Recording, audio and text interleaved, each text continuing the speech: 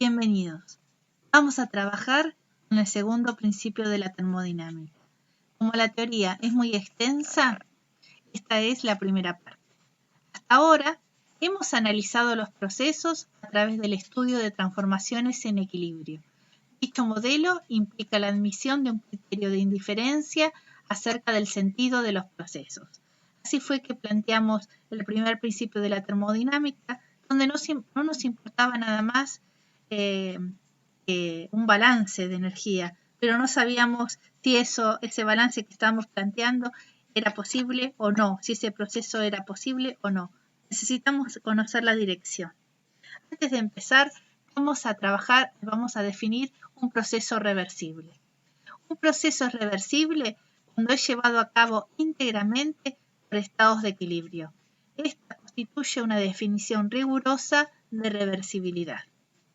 Cuando planteábamos un sistema, por ejemplo, un cilindro pistón, como el que está en la figura, y analizábamos el trabajo, decíamos que el trabajo en un diagrama PV era la integral de la presión con el diferencial de volumen. Hablábamos de un área bajo la curva solamente cuando el proceso era reversible, porque conocíamos todos los estados de equilibrio completamente y podíamos definir una función matemática y así sacar el trabajo realizado reversible. Esa reversibilidad nosotros la llamamos reversibilidad interna, porque es propia del sistema. Se dice que un proceso es reversible cuando luego de haberse llevado a cabo es posible retornar a las condiciones iniciales sin que subsista ninguna alteración remanente ni en el sistema ni en el medio. Entonces, solamente con la parte reversible del sistema no nos alcanza. Necesitamos que el medio también sea reversible. Esa reversibilidad se dice que es una reversibilidad externa.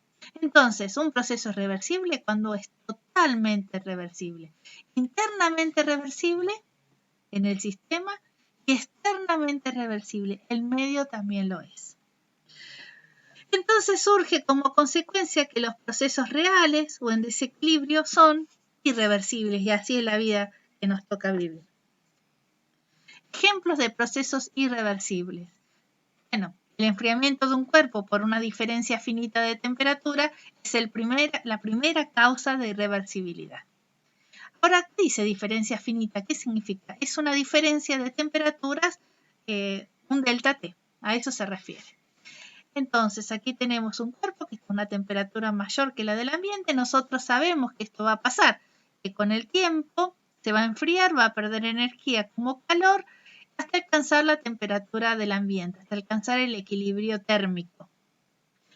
Tenemos una plata que tiene aire a una presión superior a la atmósfera, la pinchamos y el gas se va a expandir a una presión menor. Esa situación es irreversible.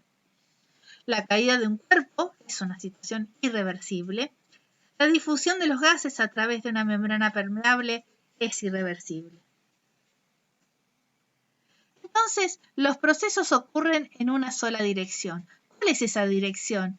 Esa dirección la conocemos intuitivamente, en algunos casos, porque vivimos en este planeta y millones de veces hemos visto o nos ha pasado una situación y sabemos para dónde va a ir. Sabemos que calentar un alambre no nos va a dar trabajo eléctrico. Si calentamos una roldana no nos va a hacer que un cuerpo suba. Si calentamos agua que está con un agitador, el agitador no va a generar trabajo. Si una habitación está desordenada por sí misma, no se va a ordenar. Algo que se rompió por sí mismo no se va a arreglar. Entonces, eso es la experiencia cotidiana. Pero nosotros en ingeniería necesitamos hacer cálculos y necesitamos saber si algo va a suceder o no. Vamos a definir entonces una fuente, un reservorio o sumidero. Una fuente o reservorio es un cuerpo hipotético que tiene una capacidad calorífica infinita y que puede entregar o absorber una cantidad infinita de calor sin cambiar su temperatura. Las consideramos reversibles. Bueno, ¿cómo la vamos a representar? La vamos a representar con un rectángulo como este. En ese rectángulo vamos a escribir que la fuente o temperatura 1, temperatura 2, y siempre que nos encontremos con un rectángulo sabemos que eso es para nosotros una fuente. ¿Y por qué tiene una capacidad calorífica infinita? Porque tiene una masa infinita. Como la capacidad calorífica, el C grande, es la masa por el calor específico, si la masa es infinita, no nos queda otra que la capacidad calorífica también lo sea. Entonces, como la capacidad calorífica es infinita, puede entregar, absorber una cantidad infinita de calor sin cambiar su temperatura. Todas las fuentes son reversibles. Y si son reversibles, ¿cuáles son los ejemplos de una fuente? Y tenemos algo que tenga masa infinita, como es la atmósfera, como es un río, como es un lago, un océano, la llama de un mechero. A las fuentes frías o la que va a recibir energía en forma de calor la vamos a llamar sumidero. También es una de las formas comunes de nombrarlas. A las fuentes que ceden calor le decimos fuente caliente o fuente térmica o reservorio. Imaginemos que nosotros conocemos a la ferretería reversible. En esa están todos los equipos reversibles del mundo, están concentrados en esa ferretería. Tenemos acceso a comprar los equipos reversibles, a todos los equipos reversibles. Aquí tenemos un ejemplo que necesitaríamos para hacer este ciclo: una bomba, una caldera, una turbina, un condensador. Y los 4 dispositivos los compramos y son reversibles. Entonces, los procesos que van a ocurrir al fluido que está trabajando en este ciclo van a ser reversibles totalmente, todo, completamente. Pero en el momento, eso se dice que esa irreversibilidad es interna. El ciclo es internamente reversible. Pero la caldera va a necesitar una fuente caliente que va a tener que entregarle energía con forma de calor al fluido que va a pasar por a través de la caldera.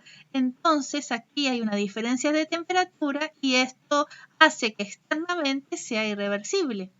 Como en el caso del condensador, porque va a tener que entregar energía en forma de calor al sumidero, que va a ser la atmósfera, y también esa diferencia de temperatura, que era una de las causas de reversibilidad, hace que ya con respecto al medio no sea reversible. Entonces, este ejemplo de este ciclo me dice que por más que yo consiga todos los equipos reversibles y tenga todos los procesos reversibles, no hay manera de salvarme de la irreversibilidad. Tengo una irreversibilidad externa, mientras que internamente sea reversible. ¿Para qué entonces nos sirve el segundo principio de la termodinámica? Bueno, nos sirve para muchas cosas. Vamos a ir aprendiendo de a poco, pero bueno, lo voy a enumerar, así de paso lo vamos reconociendo. Pero después, en el transcurso de las otras clases, vamos a ir entendiendo por qué cada cosa. El segundo principio nos establece la dirección de los procesos, nos establece las condiciones de equilibrio, indica las limitaciones existentes en las transformaciones energéticas, determina la mejor prestación teórica de un ciclo, de un motor y de otros equipos, evalúa cuantitativamente los factores que impiden alcanzar en la práctica un nivel ideal de prestación, desarrolla una escala de temperatura absoluta, que se llama la escala termodinámica. Evalúa las propiedades, por ejemplo, la energía interna, la entalpía, bueno, vamos a ver más, cuando no es fácil hacerlo experimentalmente. Entonces empecemos a definirnos. Una de las definiciones del segundo principio es el enunciado de Clausius. Clausius dijo: el calor no puede pasar por sí solo de un cuerpo a una determinada temperatura a otro de temperatura superior. Entonces aquí yo tengo un cuerpo, podría ser una fuente fría, una fuente caliente, y puede pasar el cuerpo de una fuente caliente a una fuente más fría, sí, pero no puede pasar de la fuente fría a uno de temperatura superior. Esto dice Clausius que no es posible que ocurra. Bueno, esto nosotros lo conocemos, Clausius lo denunció. No sabemos que eso ocurre. Si yo tengo una gaseosa que está a 5 grados y el ambiente está a 20, sabemos que no va a poder pasar, que el calor va a tener que pasar del ambiente hacia la gaseosa hasta que alcance la temperatura de equilibrio de 20 grados. Va a ir de una fuente más cálida a una fuente más fría. Lo que nosotros no sabemos que no va a pasar es que la gaseosa se vaya a enfriar porque va a entregar calor a la fuente fría. Por sí mismo esto no es posible. Además sabemos entonces que obviamente si tengo una taza de café caliente y el ambiente está a una temperatura más baja, se va a enfriar y la transferencia de calor se va a dar desde la taza de café que va a ser nuestro sistema T1 hacia el medio que tiene una temperatura más baja. Eso nos dijo Clausius, nos habla de dirección. Un poquito más allá, Kelvin Planck nos plantea el segundo principio a través de una máquina térmica. ¿Qué es una máquina térmica? Una máquina térmica está formada por un ciclo termodinámico. El ciclo está representado como un círculo y dentro de ese ciclo estarían los equipos, como el ejemplo que había mostrado recién, que varios equipos que forman un ciclo, ¿no? Que actúan de forma que volvemos otra vez al estado inicial. Eso lo representamos como un círculo.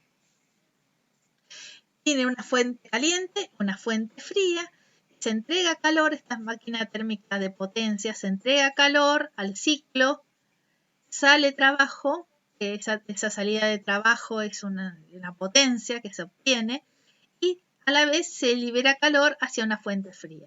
Así funciona toda máquina térmica. Ejemplo de máquina térmica es el motor de un auto. El motor de un auto es una máquina térmica. La fuente caliente serían los gases de la combustión y la fuente fría sería el ambiente. Y la salida de trabajo es la potencia que necesita el motor para hacer funcionar el auto, para movilizarlo. Entonces, ¿qué dijo Kelvin Planck? Es imposible construir un sistema operando según un ciclo termodinámico si da una cantidad neta de trabajo a su entorno mientras recibe energía por transferencia de calor procedente de una única fuente. Kelvin Planck nos dice esto.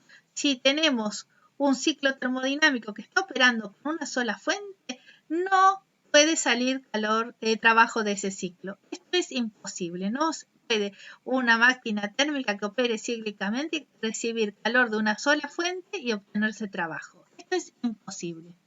Entonces, lo que nos está diciendo Kelvin Planck es sí que hay una sola posibilidad, que el trabajo del ciclo sea negativo, que se esté operando en sentido contrario. El ciclo reciba trabajo para entregarle calor a una sola fuente. Eso sí es posible. Nos está dando una dirección también. Bueno, acá vamos a contar un poquito más sobre las máquinas. Las máquinas de potencia es aquellas que donde obtenemos trabajo, el trabajo neto es positivo. Una máquina frigorífica es la que requiere de trabajo, requiere de potencia. Esa es la diferencia fundamental. Las dos máquinas operan entre dos fuentes, ¿no? La fuente caliente y una fuente fría. En el caso de una máquina de potencia, la fuente caliente entrega calor al ciclo termodinámico, se obtiene trabajo y se rechaza un calor Q2 hacia la fuente fría. En la máquina frigorífica se entrega trabajo, potencia a la máquina frigorífica y de la fuente fría se saca un calor, una potencia calorífica Q2 y luego se entrega el ciclo entrega a otra fuente caliente una potencia Q1. Entonces, aquí tenemos los dos ejemplos de máquina. Máquina de potencia, máquina frigorífica. Máquina de potencia entrega trabajo, trabajo positivo.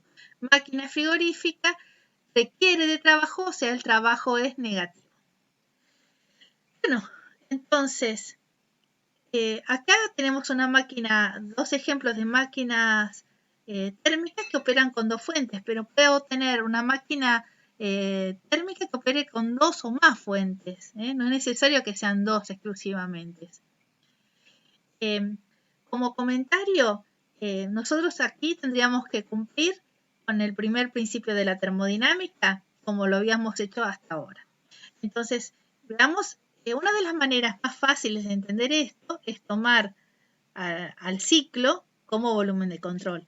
Y entonces estoy observando que Q1 está entrando, Q1 positivo, sale Q2, sale trabajo y sale Q2. O sea, Q1 es igual a trabajo más Q2. Es una manera sencilla de entender un balance de energía rápidamente conociendo los signos, o sea que son todos módulos, para poder hallar el trabajo neto. Y de la misma manera, Q2 más el trabajo es igual a Q1. O sea que es exactamente lo mismo en módulo, ¿no? En los dos casos es exactamente lo mismo. Q1 más el trabajo, Q1 es igual al trabajo más Q2. En los dos casos es igual. Entonces, como toda máquina, a mí me interesa saber qué rendimiento tiene, ¿no? Entonces, el rendimiento lo voy a calcular en la máquina de potencia como el trabajo que obtuve por lo que entregué, que es el Q1, calor entregado, calor Q1. La potencia que sale del sistema sobre la potencia entregada. En la máquina frigorífica no hablamos de rendimiento porque no tiene mucho sentido decir, porque en realidad lo que yo entregué fue trabajo. Lo que hablamos de coeficiente de performance. La máquina frigorífica puede tener dos prestaciones. O puede servir para sacar el calor de una fuente fría, por ejemplo, una heladera. Este es el gabinete interior de una heladera y retirar calor. O puede servir para calentar una fuente caliente, que puede utilizarse como bomba de calor. Si yo lo estoy utilizando como máquina frigorífica, mi objetivo es obtener Q1 sobre el trabajo entregado. Y si el COP lo estoy utilizando como el objetivo es entregar calor a una fuente caliente, es Q1 sobre el trabajo entregado. Veamos un ejemplo. Aquí tenemos un automóvil que produce 100 kilowatts de potencia con un rendimiento térmico del 30%. Si el combustible libera al quemarse 35.000 kilojoules sobre kilo, ¿cuál es la velocidad de la energía liberada al ambiente? O sea, lo que nos está preguntando es la potencia Q2. ¿Y cuál es el consumo de combustible en kilogramos sobre segundo? El primer caso, bueno, es escribirlo al ciclo. Veo el motor del auto, veo la fuente caliente. La fuente caliente sería los gases de la combustión. La fuente fría sería el ambiente, el trabajo de la potencia del motor.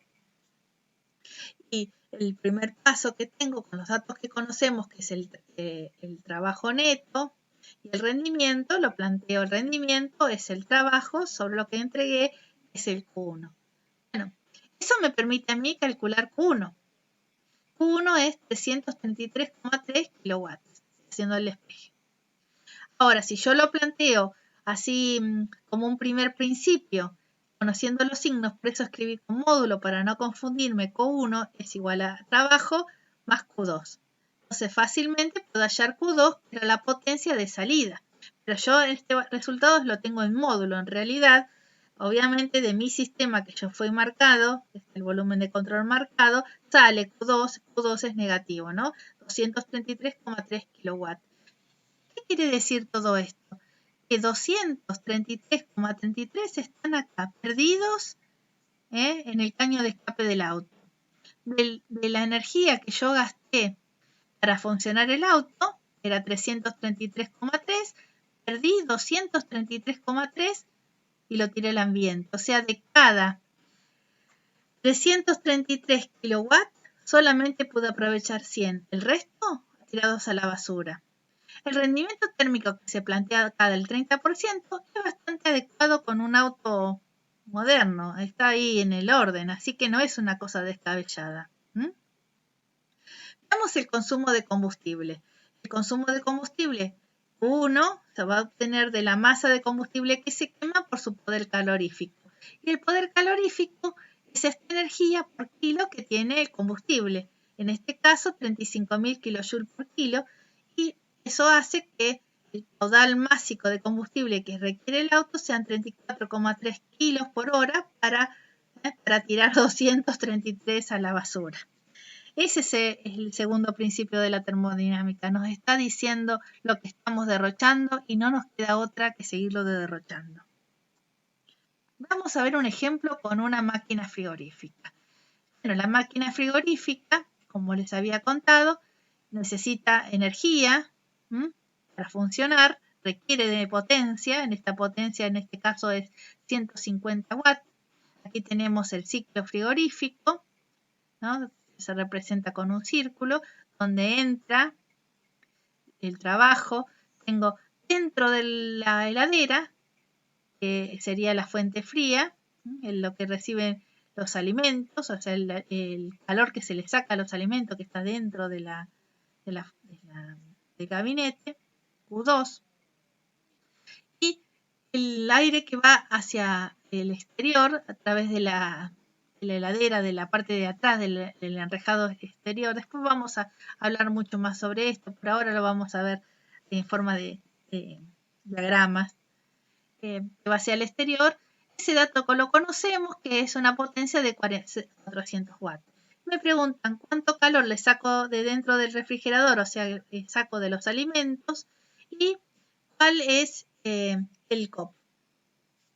Entonces, la primera solución es, como lo habíamos dicho, que si uno lo plantea así, fácilmente se ve que el trabajo más el Q2 es igual a Q1, que es exactamente el mismo balance de una máquina de potencia. O sea, es exactamente lo mismo, siempre va con módulo.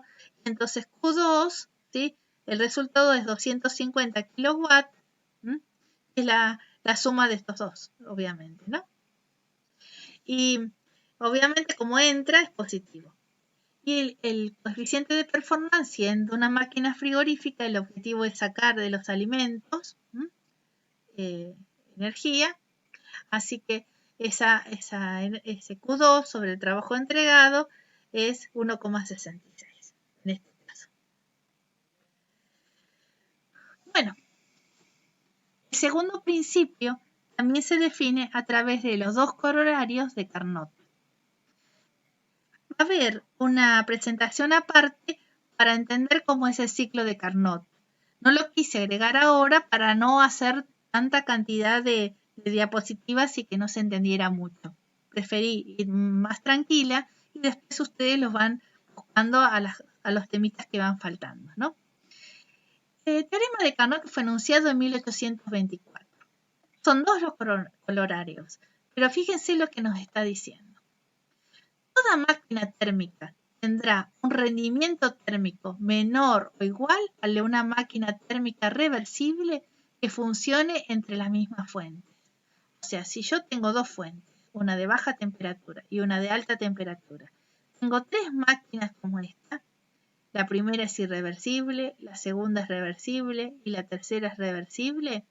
El rendimiento térmico de la máquina irreversible va a ser menor que las de las reversibles. Eso me dice el primer colorario. El segundo colorario de Carnot me dice, todas las máquinas reversibles que operen con las mismas fuentes van a tener el mismo rendimiento. O sea que con este diagrama tengo los dos colorarios enunciados exactamente en un solo esquema. Bueno, muchas gracias por la atención. Y ahora más que nunca, en esta casa no se obedecen las leyes de la termodinámica. Bueno, nos vemos para la próxima.